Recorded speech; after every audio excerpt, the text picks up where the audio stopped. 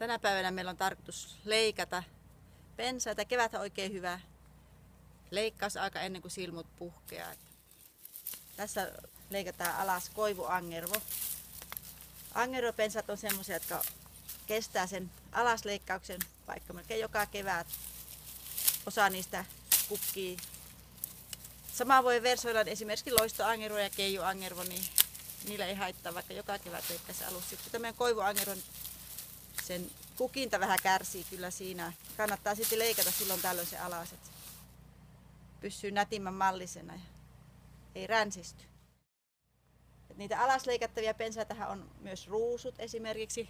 Kurtturuusu, se kestää oikein hyvin alasleikkauksen. Ja sitten osa pensaista on semmoisia, että niitä sitten hoidetaan sillä, että leikataan joka vuosi muutama vanhi oksa pois tai repeytynyt oksa. Huonossa asennossa maata pitkin kasvava tai sitten ristiin kasvava oksa, ne otetaan pois. Tämmöisiä pensaita on esimerkiksi syreeni, että sitä uudistetaan sillä muutama oksa poistamalla, ja lumipalloheisi voisi olla semmoinen, jota leikataan hyvin varovasti. Pensasannikkikin on semmoinen, että se ei ihan silloin tällöin voi leikata alas, mutta se hitaasti sitten uudistuu sieltä. Että siinä mieluummin kanssa käytetään sitä, että poistettaisiin joka vuosi joku vanha oksa.